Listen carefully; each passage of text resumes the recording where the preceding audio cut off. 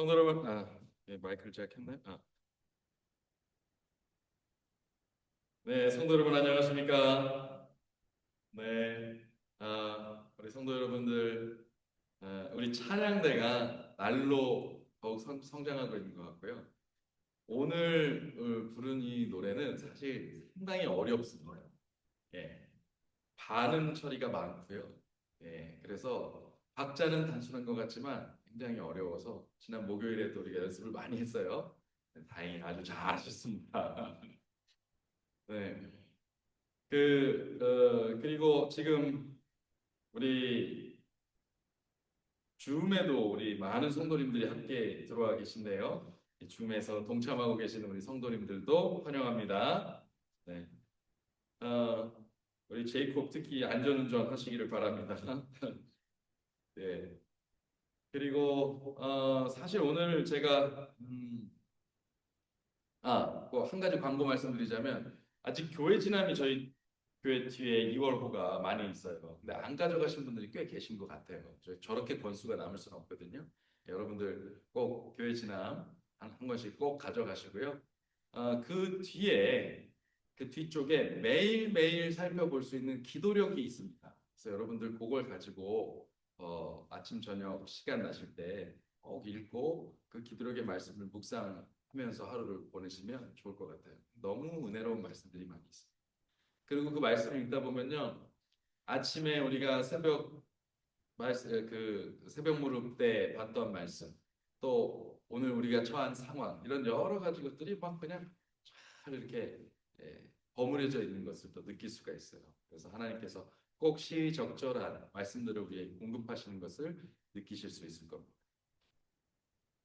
자, 동장군이 이제 뭐 지나간 것처럼 푹합니다.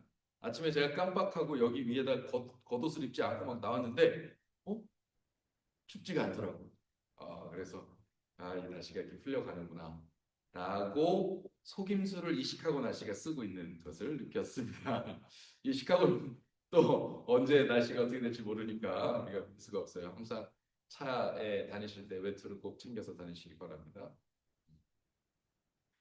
자, 오늘 저는 성전 바깥 하나님이라는 주제로 여러분들과 함께 말씀의 은혜를 나눠보고자 합니다. 도대체 성전 바깥 하나님은 무슨 하나님이실까요?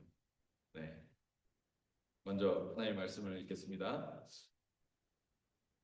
사도행전 6장 8절로 15절의 말씀입니다. 글자가 좀 작긴 하지만은 여러분들 성경책을 찾아서 안 보시는 분들은 직접 보시면 되겠습니다.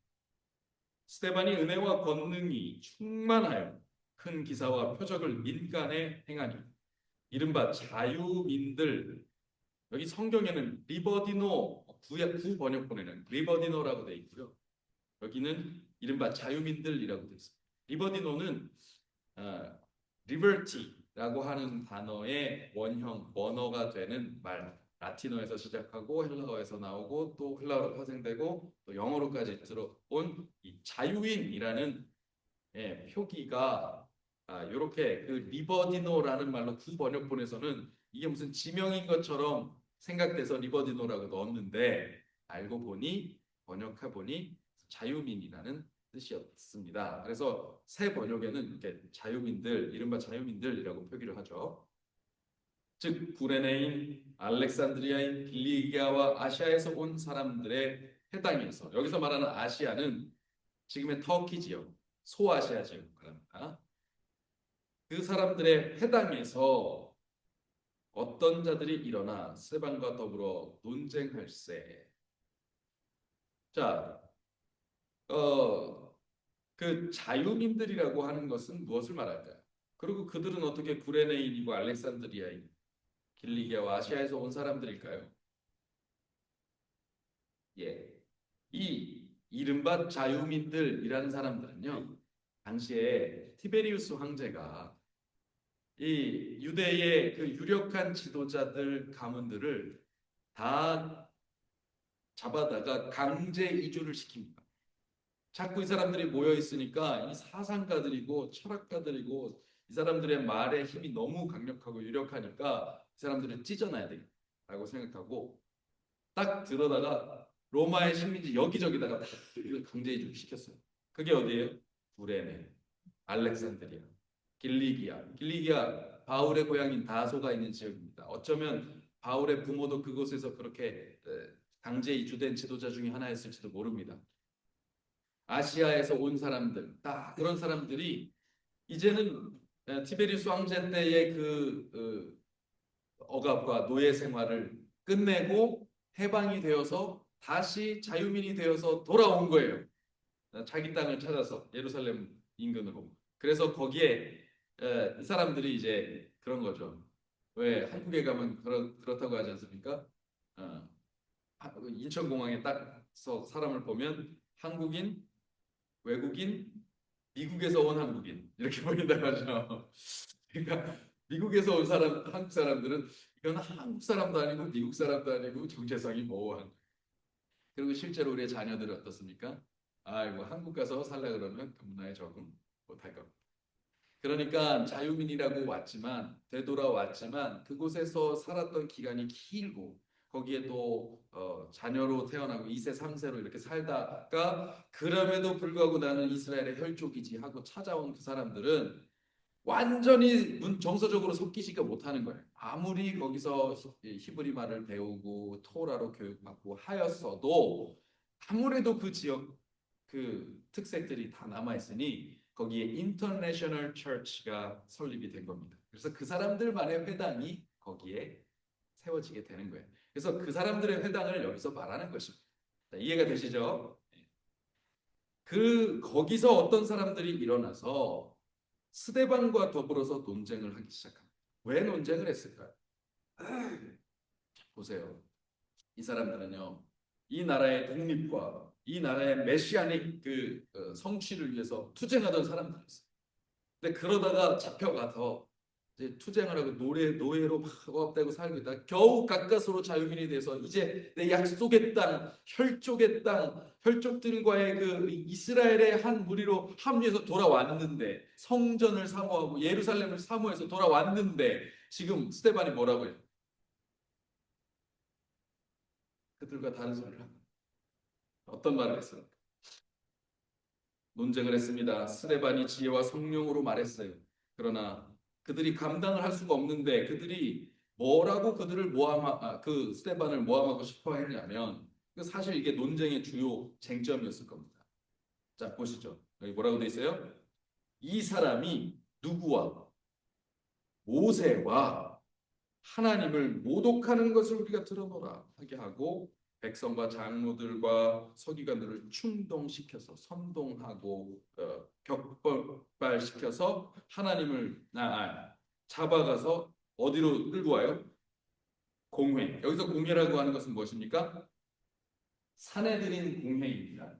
사내들인 공회. 예. 여기서 공회라고 하는 것은 사내들인 회의를 말합니다. 사내들인 회의는 구성이 어떻게 돼 있죠? 바리새인 절반, 사두개인 절반, 그리고 대제사장 이렇게 돼 있습니다. 그래서 거기에 몇 명이 들어 있어요? 71명이 들어 있습니다. 71명. 왜요? 왜 71명입니까? 과거 민수기에서 장로 몇 명이 뽑혔어요? 우리가 민수기 공부했잖아요. 70명 장로가 뽑히죠. 70명. 장로, 이스라엘의 장로, 이스라엘을 대표하는 장로는 70명입니다. 그리고 나서 대제사장. 그래서 71명이 구성원입니다. 자, 그 공회 앞에 71명이 쫙 이렇게 둘러섰어요. 아마 이 정도, 최소 이 정도 공간은 되어야지 71명이 쭉 둘러서고 그 가운데 딱 그 심판받아야 되는 사람이 서겠죠. 그렇죠? 오늘날의 국회나 의회들을 생각하시면 됩니다. 거기서 거짓 증인들을 세웁니다. 이르되 이 사람이 이 거룩한 곳 어디를 말합니까?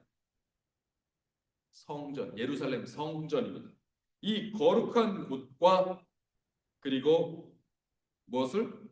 율법을 거슬러 말하기를 마지 아니합니다. 이 사람이 지금 이게 유대인인데 이 사람이 어떻게 됐나 봐요. 이건 우리 유대인으로서 신성모독입니다. 성전과 율법을 모독하다니요. 이렇게 주장한 것입니다. 자, 이 자유민들이 어떻게 돌아온 사람들이라고요? 겨우겨우 뭘 찾아서? 이 성전산 예루살렘을 향해서 돌아온 사람들이 수십 년의 시간을 지나서 겨우겨우 찾아왔어요. 그곳에서 하나님의 율법을 준수하고 이 회당에 모여서 안식일 지키는 것이 그들에게 있어서 얼마나 큰 예, 그 유일한 행복인데 거기다 대고 뭐라 그래요? 율법. 성전이 여기가 다가 아니다. 이 성전 이게 중요한 게 아니다. 율법 안식일 지킬 때 이렇게 지키고 저렇게 지키고 이거 막 해야 되는데 그게 다가 아니다. 이래 얘기를 하니 그 사람들이 화가 나요, 안 나요? 이 동네 살았던 사람은 아 저거 예수쟁이들 저 예수 이단들 이제 뭐 어떻게 하다 없어지겠지 그 주동자 죽었으니 이러고 말일 수도 일지도 몰라요. 어느 아니까 소식을 아니까 대강 어떤 사람들은 또 저 사람들 진짜 백이야 그래도 사람들이 참 괜찮아 뭐 이럴지도 모르고 그런데 자유민들은 그럴 생각을 못해요. 이 사람들은 충격이었지 놀라워요. 놀랐어요. 그리고 열을 받았어요. 그래서 지금 이렇게 송사가 이루어진 겁니다. 그런데 그렇게 거짓 증언을 하고 있는 상황에 스데반의 모습은 어땠습니까? 천사 같았다. 네, 이 말씀은 지금 이제 이 건강이 좀 지금 좀 몸이 편찮으셔 갖고 지금 댁에서 주부로 참여하고 계시는 이 전은자 집사님께서 스데반에 대해서 알고 싶다고 하셔가지고 제가 준비했는데 오늘 공교롭게 못 오셨네요. 지금 방송으로 지금 함께하고 계십니다. 예.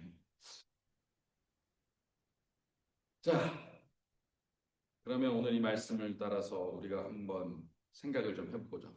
우리는 종종 우리의 정체성을 이렇게 생각합니다. 우리는 진리를 알고 있다. 우리는 올바른 교리를 기독교 교리를 가지고 있다. 우리는 이 마지막 시대의 마지막 교회다. 우리가 이렇게 정체성을 가지고 있어요. 근데 오늘 본문에서 보면 진리를 가장 많이 알고 있던 사람들이 오히려 하나님의 진짜 음성을 가장 강하게 거부하고 있는 장면을 마주하게 됩니다. 우리는 초대교회 7 집사 중에 하나 수석 집사라고 우리가 알고 있는 스데반의 이야기를 만날 것입니다. 그는 사도였습니까? 사도가 아니에요.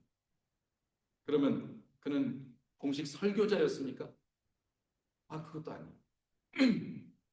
그는 스튜어드, 청지기, 교회의 집사였어요. 그런데 성경은 그를 이렇게 소개합니다. 죄송합니다. 성경은 그를 이렇게 소개하죠. 은혜와 권능이 충만하여 큰 기사와 표적을 민간에 행하다. 그는 지역사회에 큰 기적과 표적 그것을 행하던 사람이었습니다. 그게 어디서 나왔겠습니까?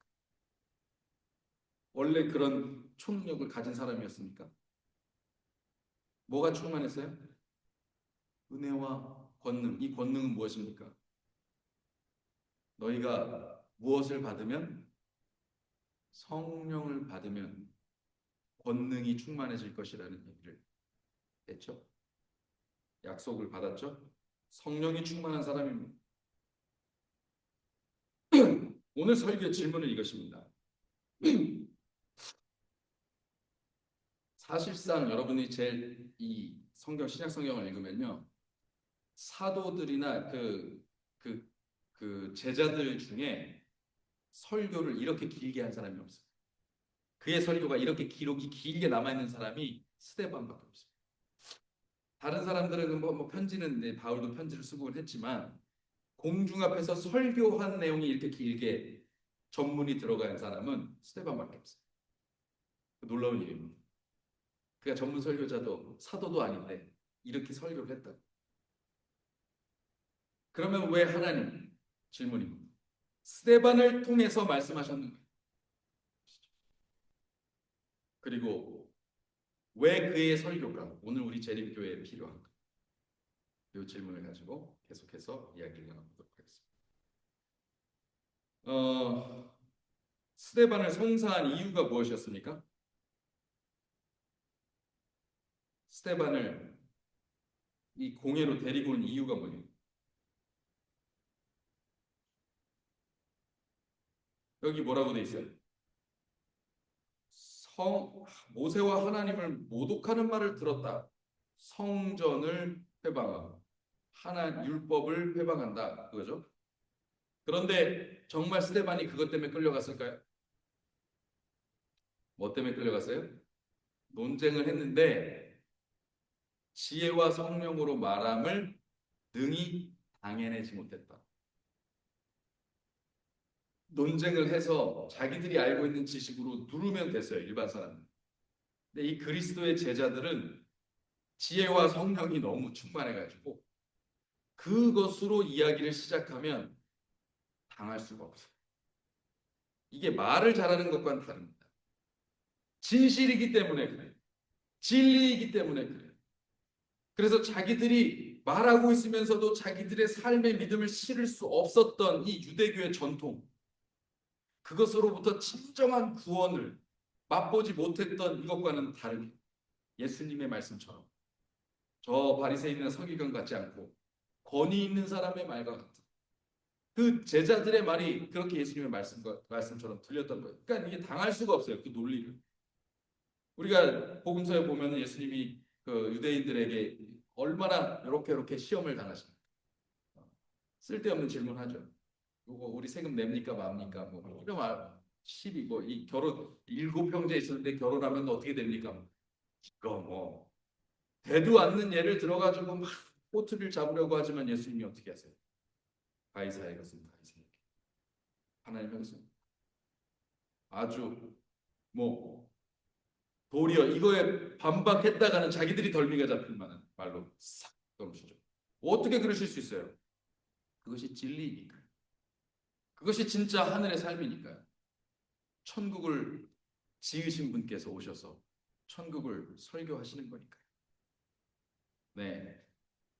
그러니까 결국 스테반이 사로잡힌 것도 그 진짜 이유는 그가 성전을 부정했기 때문도 아니고 율법을 부정했기 때문도 아닙니다. 그렇다고 거짓 증인을 세워서 그를 사로잡을 만큼 열이 받았기 때문에 이게 속이 상해서 우리가 지금 수십 년의 수백 년의 전통을 가지고 이렇게 만들어 놓은 이 틀과 기성 체계를 이걸 내가 지켜야지 구원받는다고 생각한 이거를 저 사람이 다 무너뜨리고 있거든. 열이 받는. 근데 틀린 말은 없어. 그러니까 더 화가 나요. 그러니까 뭐를 동원해서라도 불의한 증인을 동원해서 예, 그 리버디노 자유인들에게 있어서 스테반의 진짜 문제는 그의 이단성이 아닙니다. 그의 위협성입니다. 야, 이거 저 사람의 말이 너무 맞아서 큰일.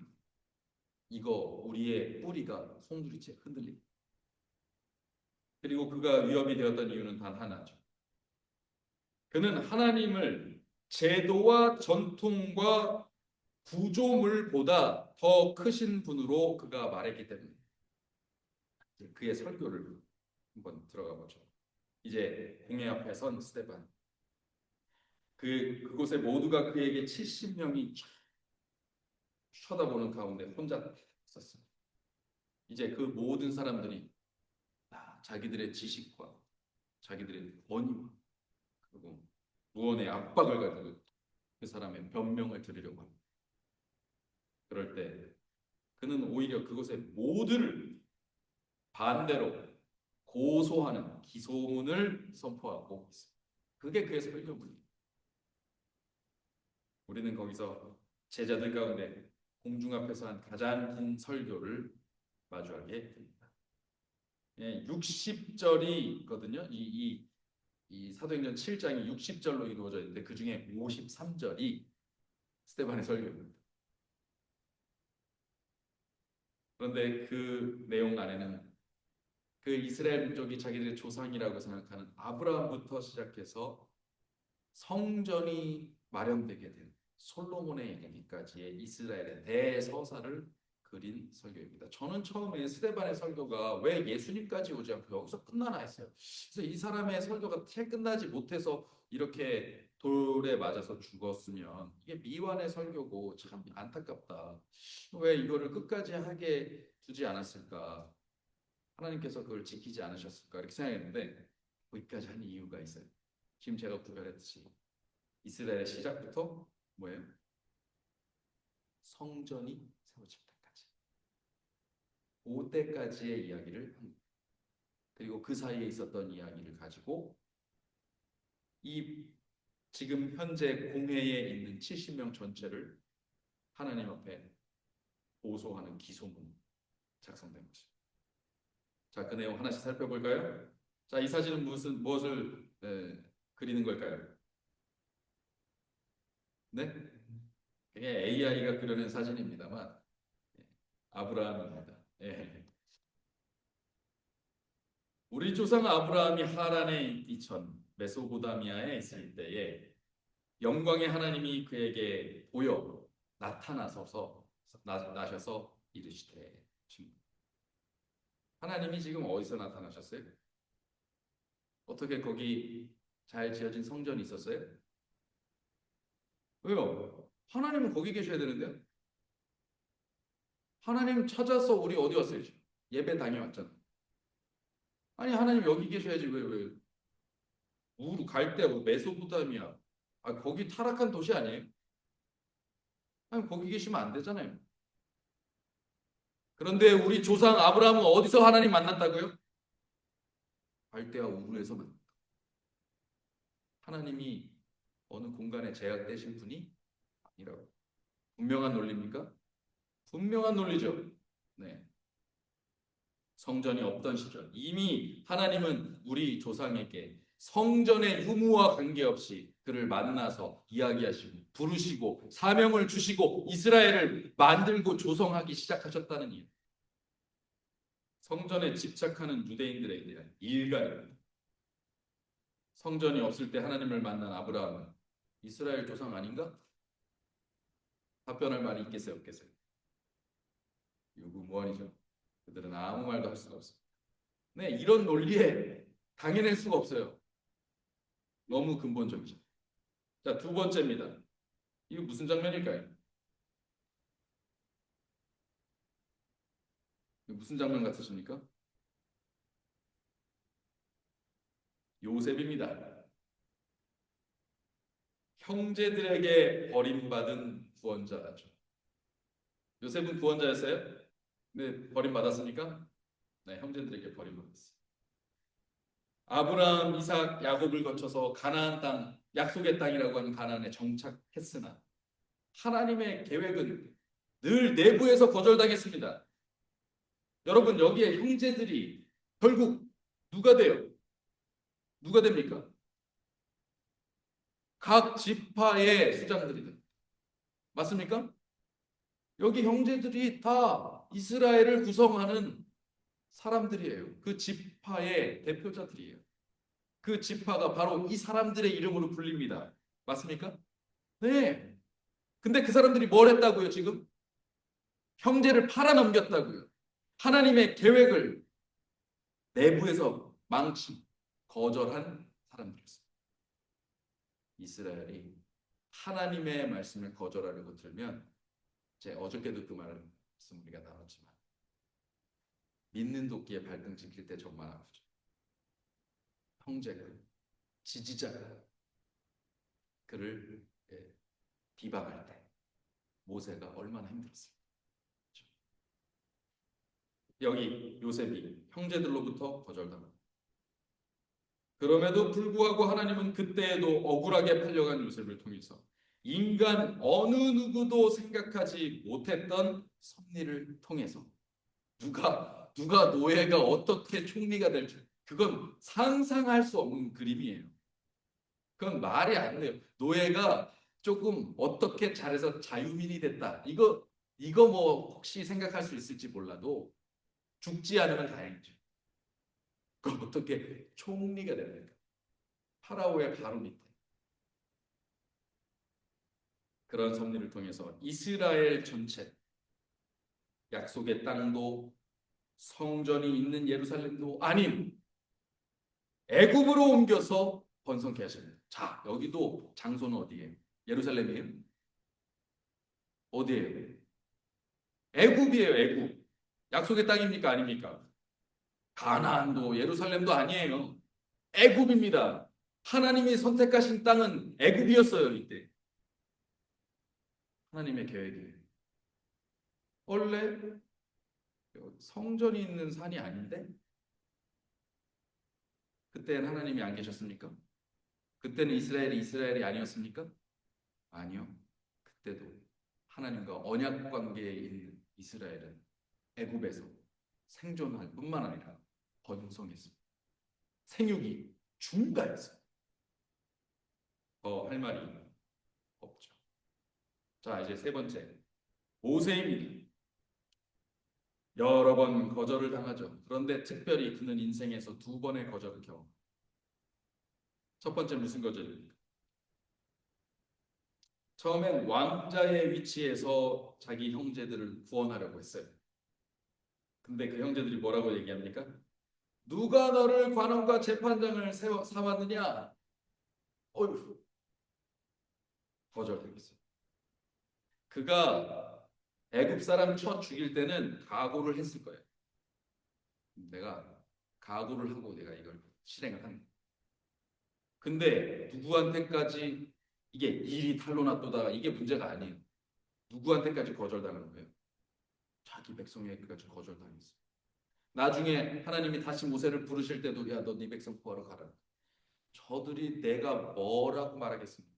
누가 보냈다고 말할 건데 나를 보내십니까? 나는 못합니다. 계속 뺀 이유가 뭐예요? 트라우마 때문에. 거절당했죠. 누구에게 거절당했어요? 이스라엘 자기 형제들에게 거절당했잖아요. 그리고 그 다음에는 진짜 하나님이 세우신 지도자가 되어서 지도자와 속량하는 자가 되어서 40년간의 기적적인 구원의 여정 중에서 광야 교업을 이끌었습니다. 그럴 때 그들이 어떻게 했어요? 시내산에 올라간 모세를 두고 뭘 만들어요? 네. 도리어 애굽으로 돌아가겠다고 그들은 계속해서 애굽으로 돌아가겠다고 말합니다. 그 대표적인 일이 시작이 금송아지. 이 금송아지를 신으로 모시고 저를 기뻐하였다 이렇게 돼 있어요. 금송아지를 기뻐하였다.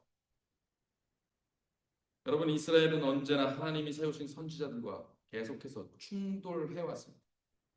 마치 그 당시에 이스라엘 백성들이 모세에게 순종했던 것처럼 주장하지 마라. 그때나 지금이나 자기들의 욕망에 따른 탐욕에 따른 기존 전통과 체계를 지키려고 안달하고 우리가 매국했을 땐 잘 살았는데 그걸로 돌아가야 돼라고 주장하고 하나님의 진짜 율법에는 관심도 없던 것들이 바로 우리 형제들이고 우리 조상들이다. 지금도 마찬가지다. 아주 멋들어진 공소장이 아닐 수 없습니다.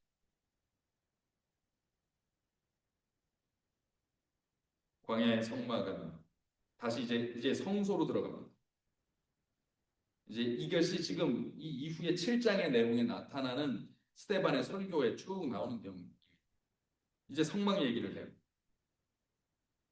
이것은 이동하시는 하나님의 임재. 성막이 가만히 있었어요? 계속 이동했어요? 계속 이동했죠.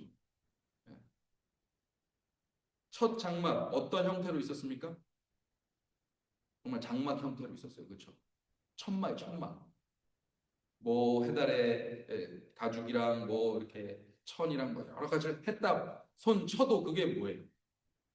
그게 온 우주의 주인께서 임하실 적절한 장소가 되겠어요? 그 사막 광야에 이스라엘 백성들 정처 없는 이스라엘 백성들 쫓아다니면서 이렇게 따라다니는 여러분 이게 신의 모습이에요 이게?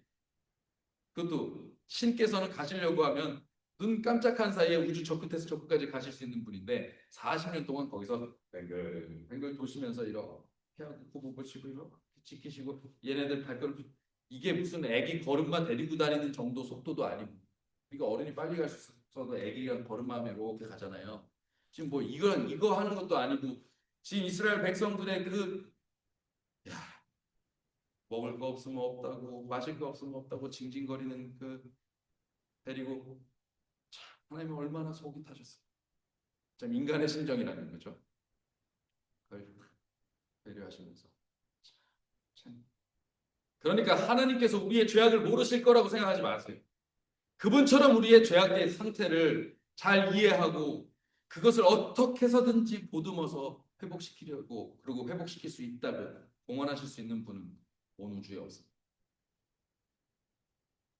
근데 그때 뭐라고 얘기합니까? 사도행전 7장 44절은 이렇게 얘기합니다. 광야에서 우리 조상들에게 뭐가 있었으니? 증거의 장막이 있었으니. 하나님의 성전은 멋들어지게 지은 그런 대단한 건물이 아니었습니다. 그 시작에서. 그때에는 하나님이 덜 임하셨습니까? 뭐 그때에는 하나님이 임하는 척만 하셨습니까? 아니요. 그때 더 분명하게 임재하셨었죠. 성소의 중요한 것은 하늘의 양식대로 지어졌는가입니다.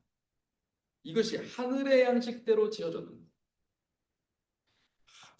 하나님은 멈춰 서 있는 건물, 멋들어지긴 재료로 세워진 건물, 이게 중요한 게 아니에요. 거기 하나님의 백성의 무리 중간에 내 자리가 있는가. 거기에 내가 말한 대로 그 자리를 마련했는가. 그 말한 대로의 자리는 무엇입니까? 공간은 무엇입니까? 구속을 위한 공간이에요. 거기서 무엇이 이루어졌어요? 죄에 대한 심판이 이루어졌어요. 회개하는 자의 죄를 재물이 대신 치고 대속하는 그 일들이 그 안에서 이루어졌어요. 그게 성소의 핵심 역할이었죠. 원래 하나님의 임재는 우리 중에 그렇게 계실 필요가 없어요. 그저 고고하게 정말 친밀하게 그렇게만 계시면 되는 건데 우리의 죄 때문에 그 공간이 죄를 해결해야 되는 그 본부로 바뀐 거예요. 역할이. 하나님은 계속 이동하십니다. 심지어 사사시대와 다윗 때까지도 필요에 따라서 계속 조금씩 이동하십니다. 그렇죠? 어느 날에는 법궤를 블레셋에 빼앗기기도 참 온갖 수모를 다 던졌어요. 그리고 이제 마지막 이야기를 또 솔로몬의 때에 이르렀어요. 현재의 예루살렘 그 성전 산터에 성전이 지어집니다. 스데반의 설교는 결론으로 향합니다. 그러나 지극히 높으신 이는 이 손으로 지은 곳에 계시지 아니하시나니. 이 말이 공회에 모인 사람들에게 어떻게 들렸을까요?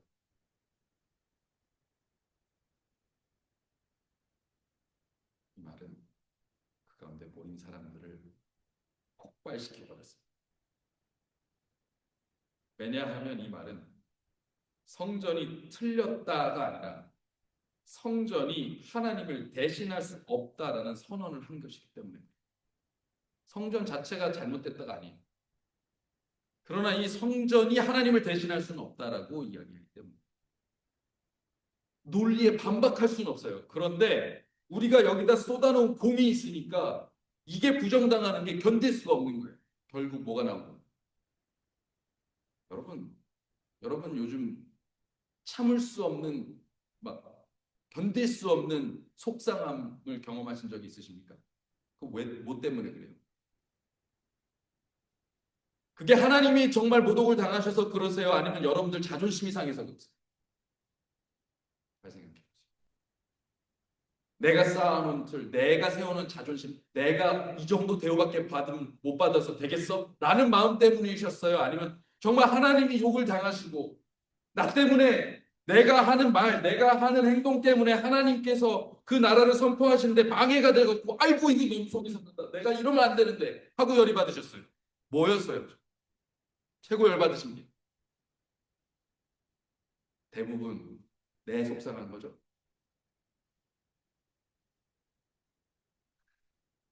여러분 그 앞에서 우리는 누구도 자유롭지 못해요. 근데 이 말씀이 우리에게 들릴 때 아유 저 공회 저것들 하고 보실 게 아니라 그 중에 서 있는 놈이 내가 아니야. 이렇게 생각하죠. 여전히 내가 생각하는 것, 내가 소중히 여기는 것, 내가 붙들고 있는 것 이거 놓치고 이거 망가질까 봐 두려워서 벌벌 떨면서 이거 공격하는 사람을 적으로 원수로 인식하고 대려 반격하고 막 하는 그런 모습이 나에게 있는 그것 여러분 우리 모두가 그렇다고 고백할 수밖에 없습니다. 그러나 스테반은 말합니다. 성전이 하나님을 대신할 수 없다. 우리의 신앙의 중심에 하나님이 계시느냐? 그러면 된다. 그런데 이 건물이 있느냐? 그건 틀렸다. 네, 스테반이 죽은 이유는 결국 스테반을 죽인 이유는 그가 이스라엘의 역사와 율법과 성전을 거슬렀기 때문이 아니고 그가 진짜 하나님의 성전을 그들에게 보여주려고 했기 때문입니다. 목이 곧고 마음과 귀에 할례를 받지 못한 사람들아 너희도 너희 조상과 같이 항상 성령을 거스르는도다. 너희 조상들이 선지자들 중 누구를 박해하지 아니하였느냐? 선지자만 나타났다 하면 박해하지 않았느냐? 원망하지 않았느냐? 거스르지 않았느냐? 의인이 오시리라고 예고한 자들을 그들이 죽였고 메시아가 오실 것이다. 그리스도가 오실 것이다. 예언했던 사람. 그들마다 다 이스라엘 백성들이 자기 형제들이 죽였어요. 이제 너희는 그 의인이 오신 것을 잡아서 넘겨주고 살인한 자가 되었다. 너희는 천사 여기서 말하는 천사는 하나님의 사자예요. 여호와의 사자가 전한 율법을 받고도 지키지 아니하였도다. 그들이 이 말을 듣고 마음에 찔려. 이제 마음이 찔리면 어떻게 해야 돼?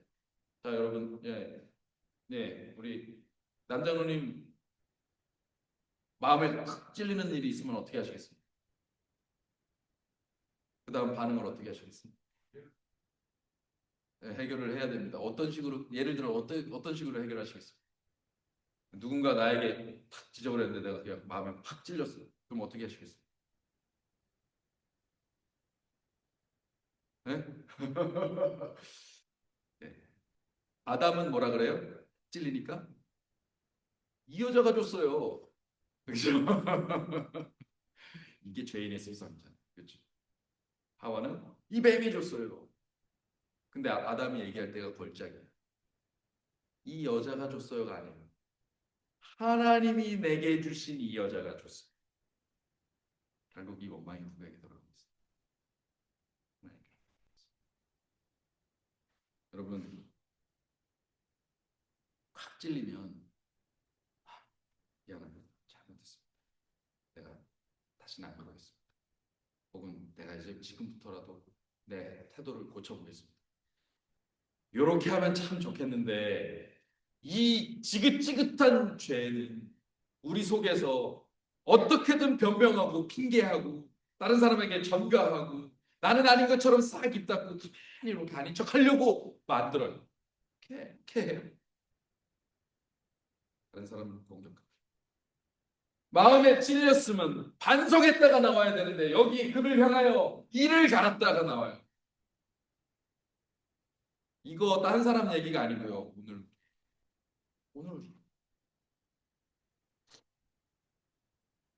그는 이스라엘 백성의 율법에 대한 지식의 부족이 아니라 천사 즉 성령 여호와의 사자에 대한 순종의 거부를 지적한 것입니다.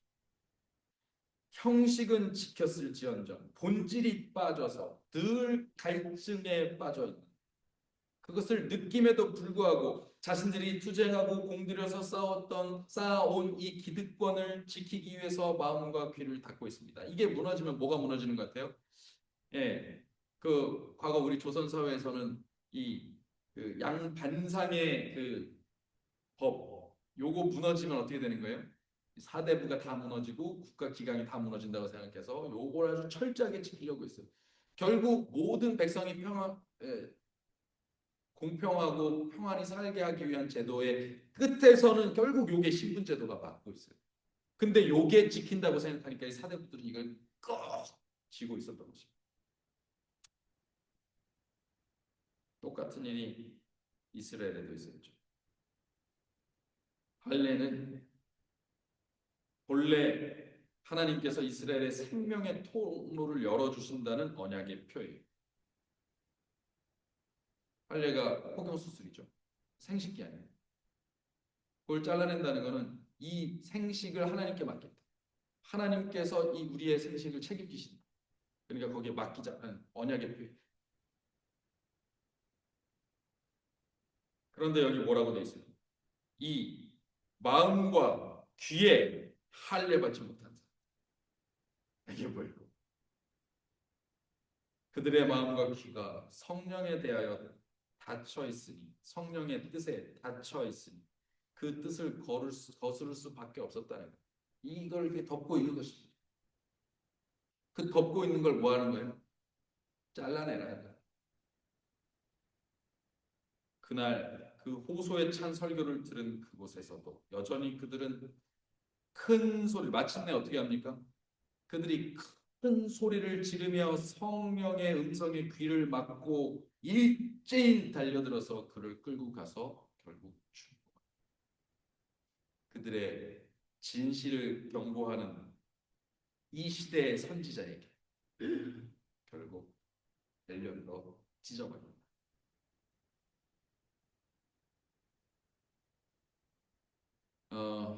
저는 이 말씀을 이렇게 보다가 마지막 시대에 관한 마지막 때에 있을 일에 관해서 써놓으셨던 글이 생각이 나서 뒤져봤어요.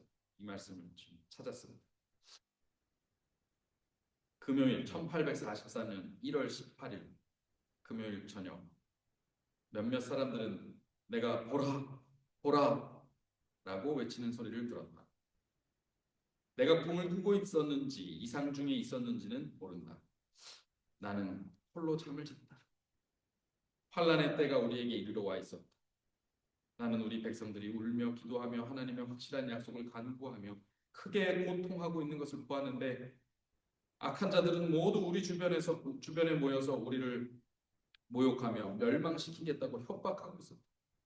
우리의 연약함을 조소하였으며 우리의 수의 적음을 조롱하였고 깊은 상처를 주고자 계획된 말로 우리를 비웃었다. 그들은 우리가 세상의 다른 모든 자들로부터 분리되어 독단적인 입장을 취하고 있다고 비난했다. 그들은 우리가 살 수도 팔 수도 없도록 우리의 모든 자원을 끊어버렸으며 우리의 비참한 가난과 당한 형편에 대해서 언급했다. 그들은 우리가 어떻게 이 세상이 없이도 살아갈 수 있는지 한번 보자고 말했다. 그들이 보기에 우리는 세상에 의존하고 있었으며 세상의 관습, 행습, 법에 양보하지 않으면 안 되었다. 그렇지 않으면 세상 밖으로 나가야 되기 때문이었다. 우리가 주님께서 세상에서 아끼는 유일한 백성이었지만 우리는 주님께서 세상에서 아끼는 유일한 백성이었지만 형세는 우리에게 몹시도 불리하였다. 그들은 자신들이 진리를 가졌으며 이적이 그들 중에 있으며 하늘로부터 온 천사가 그들과 더불어 말하고 걸었으며 큰 능력과 징조와 이적이 그들 중에 일어났고 이것이 그들이 오랫동안 기대해온 천년기라고 선언합니다. 그럼 아까 전에 목사님께서 전천년, 후천년에 대한 이야기를 하셨는데 예, 우리 재림교회는 예수님의 재림이 있고 이후에 천년기가 있다고 했습니다. 그런데 많은 기독교인들 중에 앞에 천년기가 있다고 믿는 사람들이 있어요. 그래서 복천년이 먼저 있고 그리고 재림이 있다고. 그러니까 세상이 어떻게 돼요? 점점 더 회복이 되어서 마침내 재림이 있다는 얘기. 근데 지금 어떻게 회복될 기미가 보이십니까? 네. 전혀 안 맞는 교리예요. 근데 과거에 이런 일들이 벌어지기 전에, 예, 우리 2차 대전이 일어나기 전에 우리 이 땅이 어땠어요?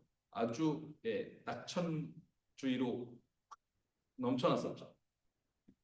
뭐 세상이 계속 발전되고 있습니다. 그러나 한 방에 해졌죠. 네. 그리고 그들이 그러니까 그렇게 지금 우리에게 일어난 일들이 천년기의 그 징조라고 설명했다는 것입니다.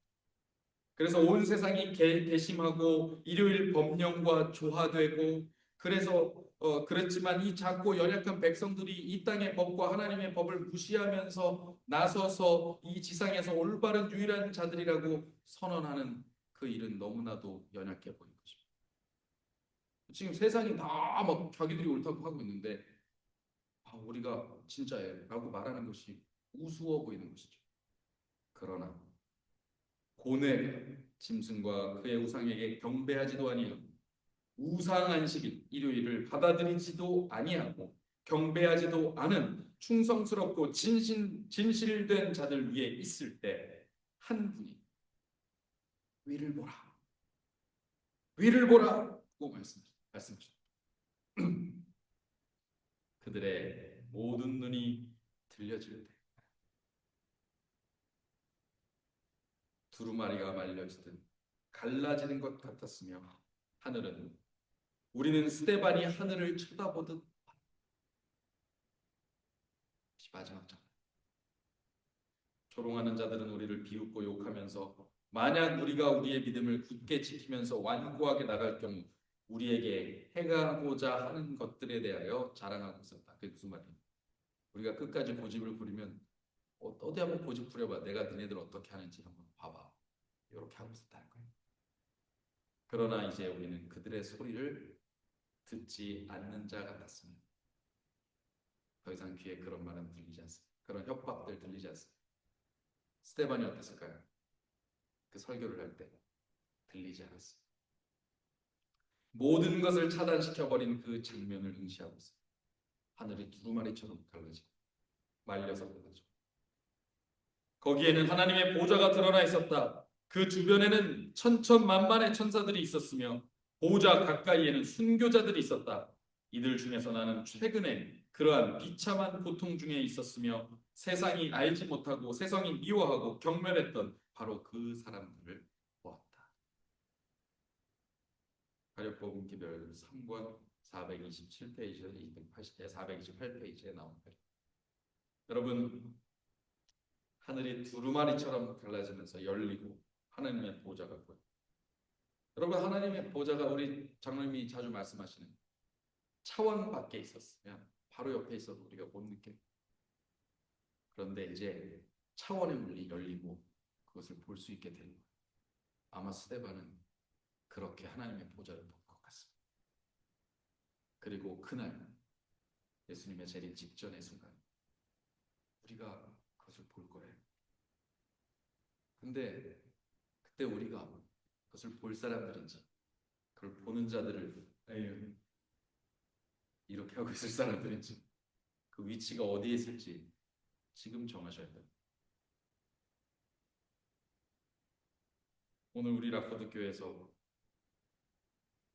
여기 하늘을 바라보는 믿음의 성도들의 얼굴을 보게 되기를 바랍니다. 하나님 아버지와 그 아들께서 그 얼굴을 마주하시며 시선을 맞추신 자들, 세상의 모든 소음과 모든 기절거림을 차단시킨 채 오직 하나님과 그리스도와 눈을 맞추시는 성도들, 끝내 하나님 나라의 주인공 될 자들의 얼굴이 바로 오늘 여기 계신 우리의 얼굴들이 되시기를 간절히 바랍니다. 하나님은 예배당 건물에 계신 것 아닙니다. 하나님은 우리가 만든 어떤 교리 가운데 계신 것이 아닙니다. 하나님은 내 마음에 우리가 믿는 믿음 가운데 어디든지 동행하고 계십니다. 말씀을 마치겠습니다. 우리 420장 1절만 부르시고 마치겠습니다.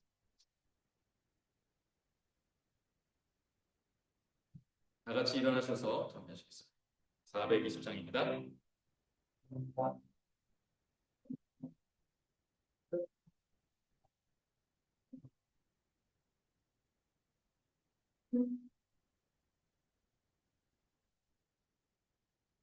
주의 예수보다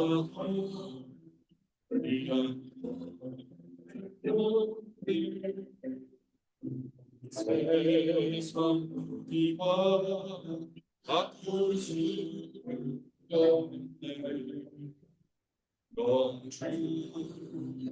대신 세상 지을 나요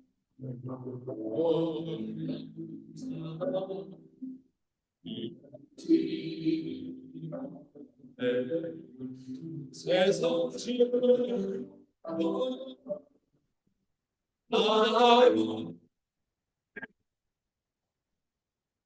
예수하여 미안 없으네 예수 밖에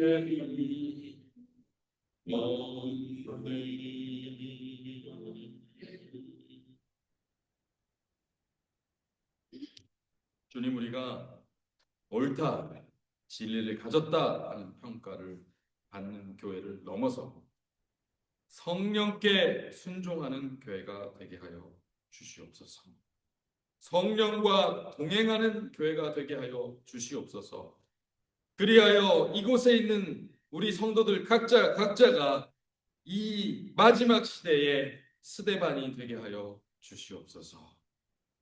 멸관 가지고 주 앞에 들이세 찬송하는 스데반들, 바로 그러한 성도들이, 우리 라포드 성도들이 되게 하여 주시옵고, 마지막 이 재림 성도의 무리 가운데 들 앞으로 우리 성도가 될 많은 무리들이 되게 하여 주시옵소서. 예수 그리스도 이름으로 축원하옵나이다. 아멘.